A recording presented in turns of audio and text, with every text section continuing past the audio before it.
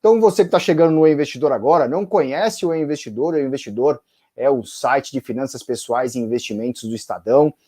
E aí, na live de hoje, a gente vai falar sobre os primeiros passos, reserva de emergência, onde investir, né? Por que investir, né? Onde guardar esse dinheiro. Eu acho que eu vim de uma história, porque eu sou uma ex-devedora que virou investidora na prática, né, antes de virar educadora financeira. Então, ouvindo as meninas falando, eu fiquei me vendo todo esse processo, e num país em que 67% das famílias estão endividadas, eu sei que muita gente vai se identificar com o que eu passei e que hoje eu ajudo as pessoas a passarem. A verdade é que a educação financeira, ela é 80% comportamento e 20% conhecimento. Por isso que as meninas reforçaram tanto essa coisa do, vou fazer a reserva, mas eu vou me sentir segura ou não. Algumas pessoas precisam de 2 meses ou 3 meses. Então, eu acho que o planejamento financeiro, ele é uma impressão digital. Não dá muito para ficar sendo regrinha de bolo, né? Então, quando você falou, como que eu sei, as pessoas me perguntam muito, como que eu sei o valor da minha reserva de emergência?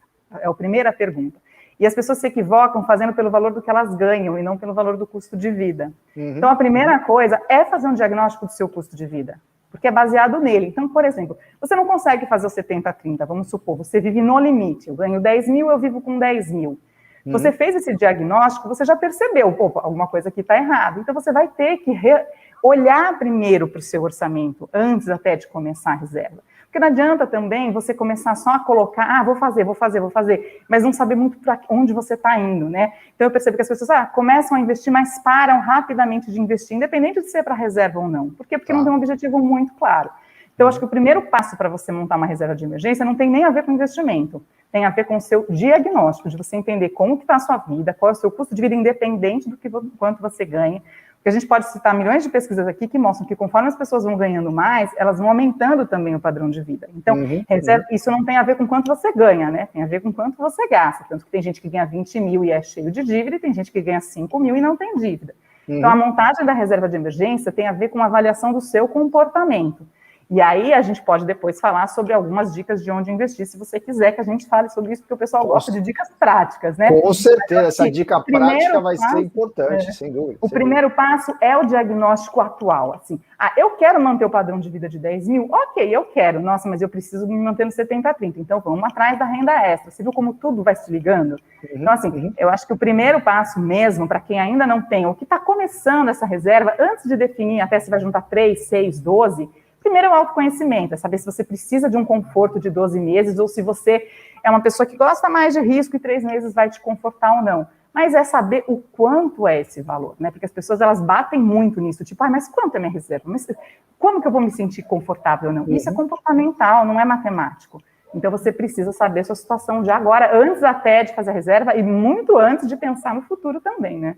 Sim, sim. Simone, então, né, com toda essa parte prática, né, a pessoa que está falando, mas como que eu vou saber quanto que eu gasto? Planilha é algo importante? Ela deve baixar entre as milhares de planilhas que tem à disposição? Como montar uma planilha, então, em casa? Eu queria que você começasse falando desse lado, que acho que é importante, né? Bom, de novo eu vou falar, é DNA, gente. Cada um tem o seu. Então, é o seguinte, eu, por exemplo, lá no Investir, eu dou uma planilha gratuita lá no Instagram para quem quiser baixar. Só clica lá e baixar. É uma planilha que eu fui juntando milhões de planilhas que eu fui baixando na minha vida e coloquei, foi uma que eu me ajeitei com ela. Então, o que eu fiz? Eu, por exemplo, fazia uma planilha que apareciam todos os números. O meu marido olhava aquilo e falava assim para mim, gente, que saco ficar olhando esses números. Aí eu descobri que eu tinha que fazer um gráfico. Se eu fizesse um gráfico, ele olhava e achava legal. Então, para minha família, funcionou ter uma planilha com gráficos, porque aí ele batia o olho no desenho, ele é muito visual, e falava, agora eu entendi, é aqui que está pegando. Tem gente que isso não faz a menor diferença, olhou o número e está bom. Se você anota num caderno, se você anota no celular, tem um monte de aplicativo bacana que você pode baixar, isso pouco importa. O que interessa é que você controle, sim, porque a gente só consegue administrar o que a gente conhece. As pessoas falam, mas é um saco saber o quanto eu gasto. Então, eu vou dar uma outra diquinha. Eu, por exemplo, por muitos anos, eu anotava tudo, todos os centavos. Hoje, a minha vida financeira, os meus gastos básicos já são tão conhecidos.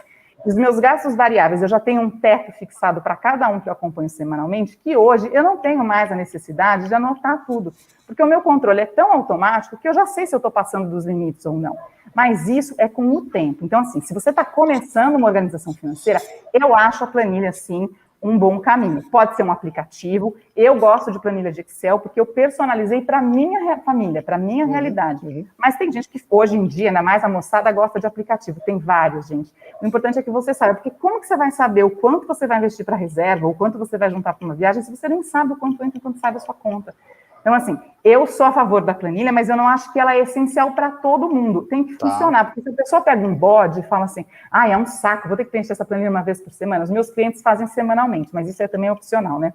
Então, assim, eu vou ter que fazer isso uma vez por semana e vou bodear, não vou mais fazer. Então, gente, não faz. Então, faz no seu aplicativo do celular, faz no seu caderninho, porque enquanto você não tiver um controle meio que automático até das suas contas, é bolar um plano para investir e ver ele dar errado daqui a 3 meses. Então, assim, você precisa dessa base, sabe? Mas não tem nada mais de humanas do que a economia, né? É comportamento puro, né? Não tem nem como voltar atrás. E essa live está sendo muito legal, porque eu não recebi nenhuma pergunta ainda, mas os comentários, a identificação que está surgindo aqui embaixo, vocês, não sei se conseguem ver, é muito legal, né? É muito legal que as pessoas estão prestando muita atenção nesses grandes exemplos que vocês estão passando, e acho que para a Simone complementar essa parte, Simone, que tal você dar o exemplo da sua história, então, mais um pouquinho, de como você se enxergou ali com a dívida, né? É um momento, acho que bem complicado de você se olhar no espelho ali e falar, acho que eu estou com a fobia do meu dinheiro aqui, eu vou precisar mudar. Olha, é interessante que, ao contrário da Mayara, eu nunca fui uma pessoa consumista. E eu cheguei num valor de super endividado, eu cheguei a dever mais de R$1 milhão. E quando as pessoas descobriram isso, foi meu Deus, foi assim que eu viralizei, apareci em um monte de canal, enfim. Mas, na verdade, eu cheguei nesse caminho por um caminho que muitos brasileiros chegam, que eu me casei, até me casar, ok, né? Vivi a vida na minha família, meu pai, aquela família tradicional, né? Meu pai que trabalhava, minha mãe dona de casa, não se falava de dinheiro em casa, e aí essa menina sai de casa e ok, casou, já trabalhava há anos, mas o meu dinheiro era para pagar a faculdade, ajudar meus pais em casa, mas não tinha a responsabilidade do orçamento. E aí, na hora que você casa, tem um monte de conta para você pagar, e aí vocês dividem, enfim, da maneira que cada casal tem as suas regras. Mas a gente vem com várias coisas embutidas na cabeça. Então, eu vou dar alguns exemplos bem rápido. Eu tive um filho, quando meu filho nasceu, ele tinha um probleminha de saúde, eu tive que mudar para o interior por causa do problema de saúde dele. E eu, que trabalhava numa multinacional, fiz um acordo e recebi um dinheiro. O que eu fiz com esse dinheiro? Eu comprei um carro com esse dinheiro. Menina, 23 anos. Detalhe, eu detesto dirigir até hoje, mas eu passei a vida inteira ouvindo meu pai falando que o filho do vizinho tinha carro, que não sei quem tinha carro, sempre como se ter o carro fizesse dessas pessoas que tinham a minha idade, pessoas mais bem-sucedidas do que eu. Então, o que eu fiz? Quando eu tive a possibilidade de comprar um carro meu à vista, aquilo para mim era um sinônimo de que eu tinha dado certo, independente de ter a ver com os meus valores ou não. E a gente faz isso muito ao longo da vida. E aí, ok, então, por exemplo, meu marido tinha um sonho de ter uma casa com piscina antes dos 30. Ok, vamos lá, os dois ralando, os dois trabalhando, tínhamos crédito no mercado, compramos um terreno e construímos uma casa. E assim foi. Então, aí você fala, nossa, mas como que a dívida virou tão grande? E aí a gente abriu uma empresa e fez o quê? A gente não tinha dinheiro, né? Como que a gente fez? A gente abriu uma empresa com um dinheiro do banco, né? Um capital de giro do banco, e fez a empresa virar. A empresa foi crescendo, crescendo. Só que as pessoas pagavam a gente com 90 dias. E eu precisava de dinheiro para pagar meus funcionários antes. Então, assim, essa dívida foi virando grande por pequenas ações que eu fui tomando ao longo da minha vida adulta e que muitos brasileiros tomam achando que é assim a regra do jogo. E quando eu me vi super endividada e meu nome foi negativado, me foi um baque, porque eu ouvi a vida inteira que a única coisa que a gente tinha era o nosso nome. E aí, opa, peraí, não vou ter meu nome? Até eu entender o que era um nome negativado, o que isso ia causar para a minha vida ou não, eu passei por um momento de choque. E as meninas falaram sobre uma coisa muito importante, que você se endividar atinge muito a sua autoestima. Então, assim, eu engordei muitos quilos, eu me afastei de muitas pessoas, o meu comportamento mudou, minha relação com o meu marido mudou. Então, assim, a finanças, ela tem uma importância muito grande na sua vida, porque o dinheiro, ele é só uma ferramenta. É uma ferramenta para conforto e realização de sonhos. Se a gente usa a ferramenta errada, a gente quebra tudo, a gente quebra a vida. Então, falar de dinheiro é muito mais do que falar de dinheiro, é falar sobre a vida. E aí você fala, nossa, como que você fez para mudar esse jogo? Né? A primeira coisa que eu fiz foi o que eu falei aqui quando eu entrei na outra pergunta. Eu parei para olhar onde eu estava. E aí eu descobri uma lista enorme de dívidas e disse, meu Deus, como eu vou sair daí? Mas eu sabia que eu não queria deixar essa herança para os meus filhos, essa herança de exemplo. E outra, eu via meus pais envelhecendo e precisando de ajuda, e eu falei, meu Deus, e eu tô no meio, e qual é esse ciclo? Porque isso acontece muito, a gente chega numa fase, eu fiz a minha virada depois dos 40 anos, eu não sei qual é a faixa etária das pessoas que estão nos assistindo, mas muitas pessoas falam, nossa, mas eu já tenho 30 anos, dá tempo? Então, eu virei a minha vida depois dos 40, e eu tenho clientes com 60 anos que estão virando a vida agora. Então, sempre dá tempo. Então, se eu tivesse que tirar uma lição de tudo isso, a gente entra no jogo sem saber as regras. Então, quando eu comecei a entender, é a taxa, o que era, eu não mudava mais de canal quando falava taxa Selic, eu queria saber o que era. Quando eu comecei a entender que os juros que tinham me prejudicado tanto, que era juros sobre juros, que na verdade todas essas dívidas já tinham sido pagas há muito tempo, e que agora eram juros exorbitantes que estavam me cobrando de dinheiros que eu nunca nem tinha usado, porque o que eu tinha usado eu já tinha pago. Enfim, quando eu passei a entender a regra do jogo, o jogo mudou. Então, a gente não pode ter preguiça de entender a regra do jogo financeiro. Você tem que entender, sim, por que toda hora no Jornal Nacional fala quanto está a Ibovespa? Por que no Jornal X fica falando da Selic? Porque tudo isso interfere na nossa vida. E é importante que a gente entenda como isso interfere. Então, todas nós aqui temos canais que falamos disso com uma linguagem super coloquial, sem economês. O investidor também vem cumprindo esse canal. Eu sei que vocês têm colunistas mulheres também, que também têm essa missão. Então, assim, aí você fala, nossa, quantos anos demorou para mudar a sua vida? Em 2 anos eu tinha mudado minha vida. Eu não era mais uma devedora, eu já era uma investidora, e pouco tempo depois eu já virei uma educadora financeira. Porque eu acredito, porque essa transformação foi tão grande em mim como mulher, eu renasci como mulher quando eu entendi as minhas contas, quando eu tomei conta dos meus números. Eu acho que essa é a função dessa nossa live hoje. A mulher entender isso. Quando a Ana Paula fala do empoderamento, é isso. É como se eu tivesse renascido. Então, assim, agora eu tenho domínio da minha vida. Porque não é só cair o dinheiro e pagar juros. Agora eu sei o que eu estou fazendo com o meu dinheiro.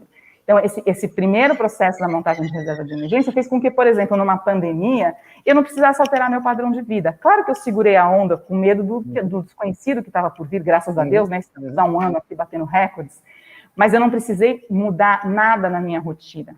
Porque na minha rotina financeira, porque eu já tinha esse controle. Então, hoje eu dou graças a Deus de ter passado por todo esse perrengue num momento em que o mundo não estava numa pandemia. Porque se eu tivesse entrado numa pandemia super endividada como eu estava, eu tinha só cavado para baixo. Então, assim, é muito importante que a gente esteja aqui se expondo, sim.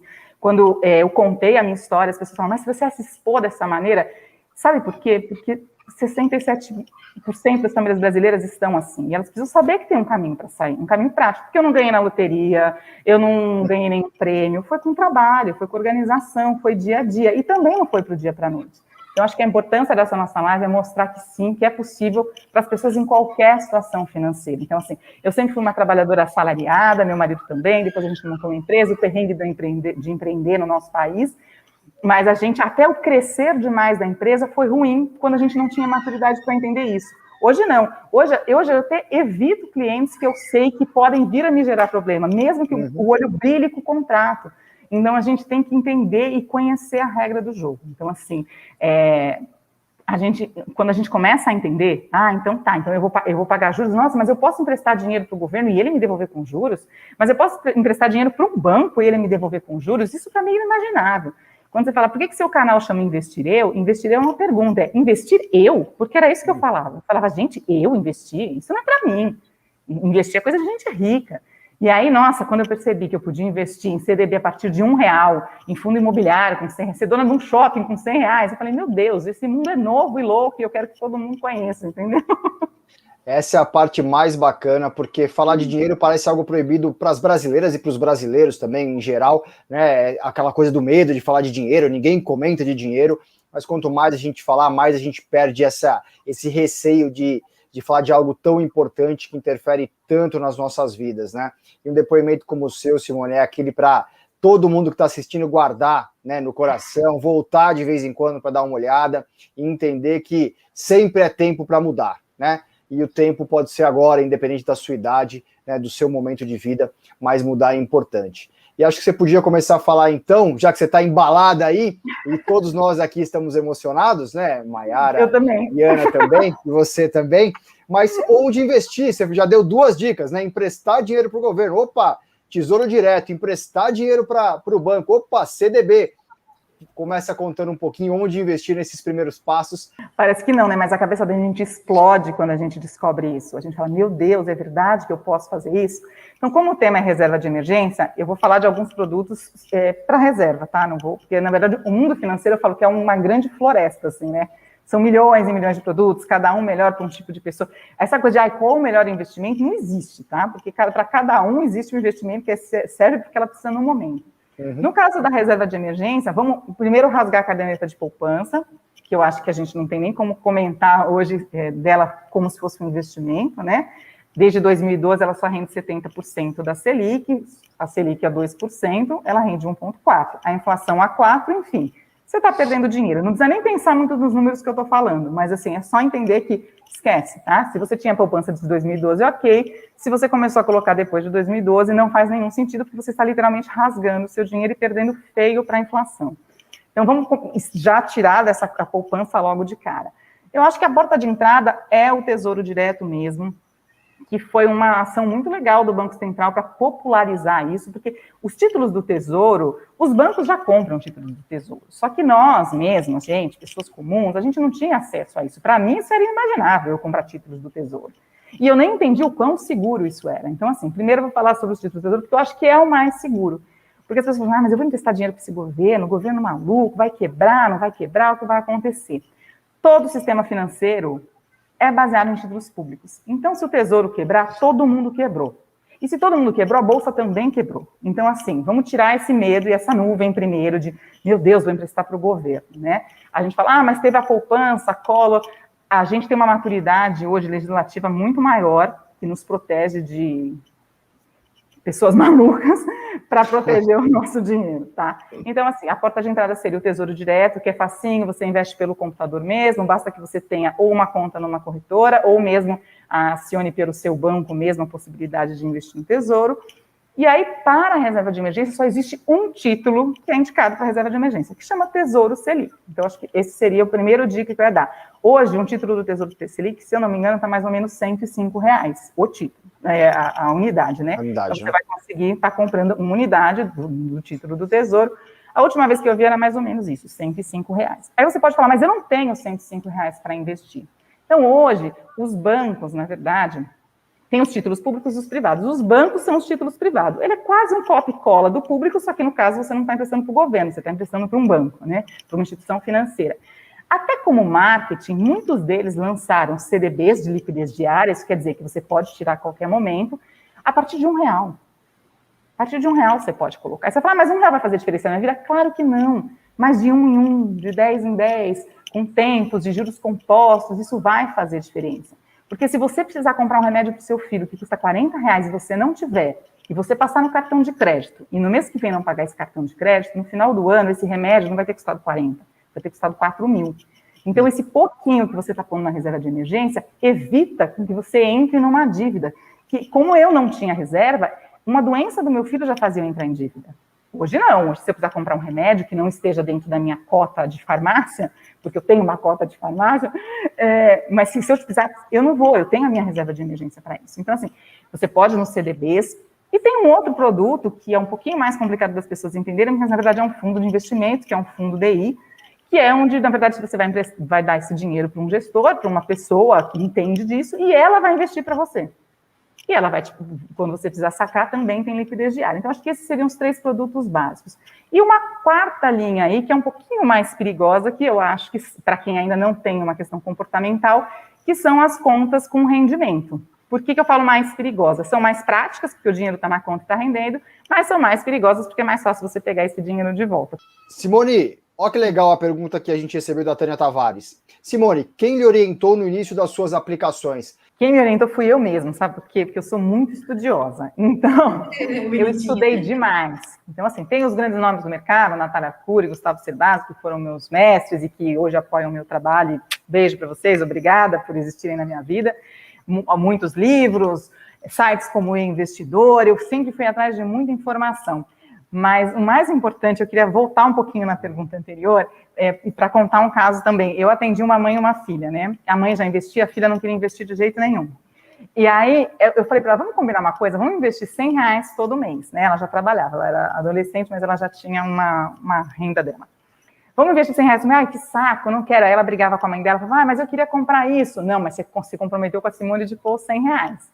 Quando deu um ano, chegou no final do ano, e ela foi falar comigo, ela falou, nossa, eu não acredito, sabe o que aconteceu? Eu ia viajar, e minha mãe falou que não tinha dinheiro para viajar, e eu vou pagar minha viagem, porque ela tinha 1.200 reais. Então, assim, não teve a ver com quanto rendeu, porque, na verdade, rendeu muito pouco, porque ela punha pouco, e ela punha no Tesouro Selic, que rendia pouco também. Mas ela, por ter guardado por 12 meses, quando quis ir viajar com as amigas, ela foi. Porque a mãe dela não tinha dinheiro, a mãe dela tinha um outro objetivo, que era pagar uma dívida grande, assim, né? Então, elas estavam se revendo como família, não são as duas, mas ela muito feliz. E hoje, gente, ela tem muita grana guardada, apesar de ser jovem, porque tudo ela quer guardar, porque ela ficou tão feliz dela ter conseguido pagar uma viagem, que não foi uma viagenzinha, não, ela falou que ela nunca viajou tão bem, e com o dinheiro dela, e se sentiu adulta, empoderada, ainda adolescente, saindo da adolescência, na verdade, uma adolescência tardia. Mas, assim, então, quando a gente fica pensando assim, mas vai render? Mas não vai render? Eu tinha uma outra cliente que ela falou que quando ela fez o orçamento dela, ela descobriu que ela comia o dinheiro dela. Então, assim, aqueles 100 reais, sabe onde ele tinha? Ele tinha ido numa pizza. Mas aí foi 100, e ela foi viajar para a praia com as amigas, e ela tem uma memória emocional linda, porque a gente toma as nossas decisões pelas emoções, a gente pensa que a gente é racional, mas a gente não é. O que aconteceu com essa menina, ela chama Thaís, o que aconteceu com ela vai levar para o resto da vida dela, e quando ela chegar na nossa idade, ela vai ser uma super investidora, porque ela já associou o investir ao prazer, porque foi isso que ela sentiu quando ela pôde viajar com o dinheiro dela. Então, eu queria muito que vocês pensassem que, mesmo de pouco em pouco, como a Ana Paula falou, gente, o que rende é trabalho, eu só vou fazer um adendo aqui. Dinheiro de trabalho é bom, mas dinheiro de dividendo é ótimo, viu? É isso aí. Aliás, quem fala isso é o Barsi. Hoje, dia 10 de março, o Barsi completa 82 anos, né? Fiz uma baita entrevista com ele e tudo mais, e ele fala justamente sobre isso, né? Eu queria me aposentar com as empresas pagando, né, a minha previdência, é o que ele conseguiu com os dividendos. Mas, enfim, é muito legal. Sem querer fugir da pergunta que foi feita para mim, né? Eu comecei, na verdade, estudando e fazendo por mim. Porque eu até conversei com algumas pessoas, como eu abri conta em algumas corretoras as pessoas entram em contato para perguntar onde você quer investir, mas eu sempre fui uma pessoa um pouco desconfiada, por tudo que aconteceu comigo na minha vida, assim, eu levei alguns golpes ao longo dessa vida para virar endividada, né? No meio disso teve alguns golpes que eu caí, então assim, eu fiquei meio gato escaldado. Então, na verdade, eu sempre fui estudando muito e indo pelo meu mérito. Eu não estou menosprezando, pelo amor de Deus, o trabalho do assessor de investimento, que é um cara que só faz isso e estuda. Inclusive, já investi em bons fundos imobiliários por dicas de alguns assessores, sim, mas eu sempre passo pelo meu crivo, pelo meu critério. E uma coisa muito importante que você falou é o cuidado com essa rentabilidade. As pessoas têm muita ganância e é assim que cai. Então, assim, eu estou participando de um grupo agora, uma pessoa escreveu assim, não, porque eu estou investindo e é rentabilidade de 10% ao mês. Eu já falei, cuidado, querido, cuidado que provavelmente você vai vir chorar daqui a pouquinho. Então, assim, calma, não existe almoço grátis, gente. Se os juros do país é 2% ao ano e alguém vem te oferecendo muita rentabilidade, vamos lá na CVM ver se essa empresa existe mesmo, porque o sistema brasileiro, ele é muito organizado. As pessoas acham, o Brasil é bagunça. Não é, não. A gente tem um sistema financeiro muito bem organizado e a CVM faz, sim, um bom trabalho. Então, não invista em nada que não seja registrado na CVM. Como que eu vou saber? É só entrar no site. Tá tudo aí. Se vocês estão vendo a gente, é porque você tem alguma intimidade com a internet, porque vocês estão vendo pelo YouTube, né? Então, entra no site da CVM, antes de investir em algum lugar, vê se aquela corretora, aquela empresa, se existe mesmo, se é registrada. Então, assim, muito cuidado com essa busca incessante pelo rendimento. E voltando a concordar com a Ana Paula, o que mais rende para a gente é investir em educação. Então, como que hoje, nossa, a menina 5 anos atrás era uma devedora, hoje investe em ação, em fundo imobiliário, enfim, tem uma carteira diversificada, foi através do estudo que eu cheguei até aqui, muito estudo. Então, assim, eu fiz muitos cursos, estudei muito, e fui aprendendo a jogar esse jogo, né? Então, assim, desses 10% aí da doação, se você pode tirar uns 5 para doar para você mesmo, se você não conseguir doação, e doa para a sua educação, que vai fazer você ganhar muito mais e poder ajudar muito mais gente. Porque o dinheiro que a gente doa nos dá um prazer imenso, eu concordo com a Ana Paula. E quanto mais a gente doa, mais a gente quer doar, porque a gente vê a felicidade do outro. E a gente fica feliz da felicidade do outro. E como a gente consegue fazer isso? Tendo mais dinheiro, gente. Então, assim, é necessário que a gente aprenda a investir direitinho, até para poder proporcionar esses bons momentos para quem a gente ama e para quem precisa, né? Eu falei, eu nunca poderia ter ajudado tanta gente no ano que passou se fosse acontecer isso há 5 anos atrás. Então, assim, que bom que veio numa hora que eu tinha essa educação. Então, assim, cuidado com essa coisa de rendimento, de ficar sempre perguntando de rendimento, que isso pode ser uma armadilha. Simone, brigadíssimo. Suas considerações finais também, por favor. Agradecer também a oportunidade de vir falar desse tema tão importante. Eu quero voltar numa coisa rapidinha que a Ana Paula falou lá no começo, que é sobre a violência patrimonial, né? Isso consta na Lei Maria da Penha. As mulheres sofrem violência patrimonial não só dos seus maridos, como também de seus pais. Isso significa que a ameaça de tirar o dinheiro, de tirar de uma escola, de sumir com um documento, tudo isso é violência patrimonial. E na semana que a gente está comemorando o Dia Internacional da Mulher, é importante a gente entender que isso existe, isso está na lei, e que se você faz, a gente está falando muito aqui de trabalho, de mulher independente, mas a mulher que opta por ser dona de casa, ela também tem que ter um controle financeiro, porque a partir do momento que alguém optou por fazer essa parceria, de um trabalhar fora e outro em casa, o dinheiro passa a ser da família.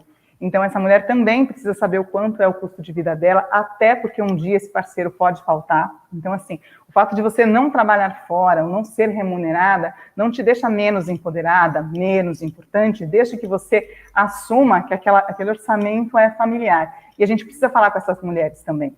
Porque agora, com a pandemia, muitas mulheres tiveram que sair dos seus trabalhos, porque não tinham com quem deixar os filhos. E aí a gente voltou um pouquinho para aquele formato familiar, que alguns homens, sim, estão sustentando o lar. E isso, vocês têm que entender como um lar, como uma família. Então, assim, não se sintam menores se vocês estão nesse momento, ou se vocês não estão contribuindo financeiramente com a família, porque a vida é feita de muitas coisas, de dinheiro também. Então, é importante que essa mulher conheça, sim, os seus direitos, conheça o seu padrão de vida, tem a parte de seguro, que a Mayara falou que é muito importante. Se um dos parceiros faltar, você tem seguro para conseguir manter essa vida. Então, assim, a gente não está falando só com a mulher que trabalha fora, que é independente, que investe o próprio dinheiro, a gente está falando com todas as mulheres. Então, nessa semana, eu queria que vocês entendessem que todas são igualmente importantes, empoderadas e inteligentes, e podemos sim organizar a vida financeira, inclusive dos seus parceiros. Porque muitos não, exatamente porque estão segurando a onda agora de estar trabalhando enquanto a mulher está em casa com os filhos, ou ao contrário também, né, algum dos parceiros, às vezes nem tem tempo de ficar olhando as finanças, organizar. Então, você pode ter esse papel de parceria, de você organizar as finanças, você colocar tudo isso no papel e ajudar o seu parceiro ou sua parceira nessa construção. Então, eu acho que a gente precisa reconstruir esse empoderamento da mulher, não só baseado na questão financeira, mas sim em todas as decisões que a família vai tomar. E se for uma pessoa solteira e estiver vivendo com os pais, tomem essas decisões junto com os pais também. Hoje, o Brasil é um dos países onde as pessoas saem mais tarde de casa, por volta dos 30 anos. Então, muitos compartilham com os pais, sim, a responsabilidade financeira. Então, vamos pôr esse assunto na mesa aí, se organizar, porque se organizar dá para todo mundo. Muito legal. Uma live incrível, o aprendizado do começo ao fim. Histórias maravilhosas para todo mundo compartilhar bastante, aprender bastante. E eu, como homem, né, o representante do gênero masculino aqui, só não queria atrapalhar o que vocês tinham para falar, que o que vocês têm para falar é fantástico. Espero que todas as mulheres que assistiram compartilhem bastante esse conteúdo, mas, sobretudo, que os homens possam assistir essa live e aprender do começo ao fim como respeitar cada vez mais o espaço da mulher em todos os lugares, mas, sobretudo, na parte financeira, que é muito importante. Obrigado às três pela participação, fiquei muito feliz e obrigado a você que acompanhou até aqui. Um beijo, um abraço, até a próxima.